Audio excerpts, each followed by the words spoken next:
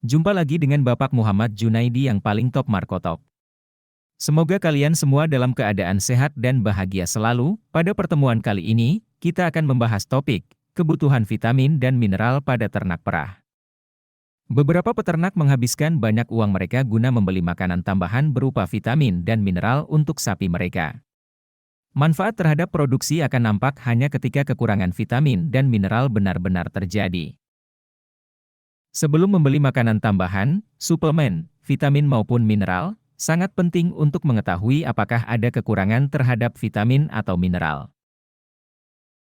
Dalam beberapa kasus, pemberian tambahan suplemen vitamin maupun mineral pada ternak yang tidak memiliki kekurangan dapat mengakibatkan keracunan dan bahkan kematian karena kelebihan vitamin maupun mineral pada ransum. 1. Vitamin. Pengetahuan saat ini menunjukkan bahwa kelebihan konsumsi vitamin yang larut dalam air tidak akan membahayakan sapi. Kelebihan vitamin hanya akan diekskresikan, dikeluarkan melalui urin.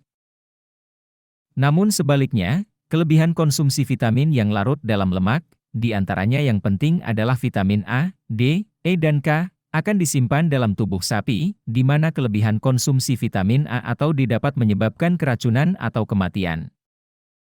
Vitamin A disebut juga dengan nama retinol. Vitamin A dibentuk dari beta-karotin dalam ransum. Vitamin A tersebut diperlukan oleh ternak perah dan berfungsi sebagai berikut. 1. Oleh retina untuk penglihatan yang baik. 2. Pertumbuhan. 3. Dibutuhkan untuk pembentukan jaringan dan pembentukan tulang. 4. Produksi susu. 5. Reproduksi. 6. Menjaga kesehatan epitel, misalnya lapisan lubang puting susu, sehingga kekurangan vitamin A dapat meningkatkan kejadian infeksi mastitis. Vitamin D. Vitamin D dibentuk pada kulit ketika dirangsang oleh sinar matahari. Vitamin D sangat dibutuhkan untuk pembentukan atau metabolisme kalsium dan fosfor dalam tubuh. Vitamin D ini merangsang penyerapan kalsium dalam usus halus. Vitamin D juga mobilisasi penyimpanan kalsium dalam tulang. Oleh karenanya, vitamin D dapat digunakan untuk mengurangi demam susu atau milk fever. Sapi memerlukan 50.000 IU vitamin D setiap hari. Kekurangan vitamin D sangat jarang terjadi pada ternak yang diberi pakan hijauan segar. Namun demikian, kekurangan vitamin D mungkin akan terjadi pada sapi dengan sedikit akses sinar matahari. Keracunan vitamin D kemungkinan terjadi karena pemberian vitamin D yang berlebihan dalam pengobatan demam susu atau milk fever sehingga menyebabkan pengapuran jaringan lunak, terutama pada aorta. Vitamin E. Vitamin E, selenium dan vitamin A semuanya membantu sistem kekebalan tubuh sapi untuk berfungsi dengan baik. Sistem kekebalan tubuh bertarung melawan infeksi dan membantu sapi terhindar dari berbagai kuman setelah melahirkan. Sapi membutuhkan 1000 IU vitamin E per hari. Jumlah vitamin E yang lebih tinggi mungkin diperlukan mendekati waktu melahirkan. Defisiensi atau kekurangan vitamin E dapat mengakibatkan beberapa hal, yaitu 1. Kinerja reproduksi yang buruk. 2. Tidak terpelihara membran. 3. Metritis. 4. Kistik ovarium, ovarium berkista. 5. Konsepsi yang rendah. 6. Menyebabkan degenerasi otot. 7. Kekakuan dan gerakan yang tidak terkoordinasi, dan 8. Mungkin dapat menyebabkan keguguran embrio dini. 2. Mineral.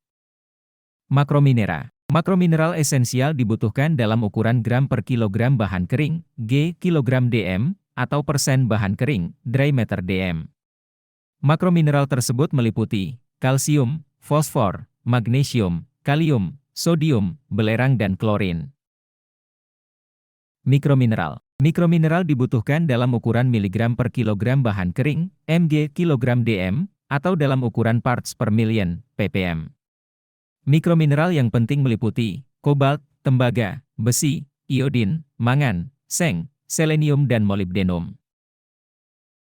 Sangat sulit untuk memperkirakan kebutuhan mineral sapi karena kebutuhannya bervariasi tergantung pada 1. Efisiensi penyerapan mineral. 2. Tingkat produksi susu. 3. Umur ternak. 4. Lingkungan. 5. Interaksi dengan mineral lainnya. Kekurangan mineral lebih kecil kemungkinannya terjadi jika hijauan segar merupakan pakan utamanya. Ternak dengan tingkat produksi susu yang tinggi yang diberi pakan yang banyak mengandung biji-bijian atau silase jagung mungkin perlu ditambahkan mineral. Demikianlah pertemuan kita kali ini. Sampai ketemu lagi pada pokok bahasan yang lain. Salam.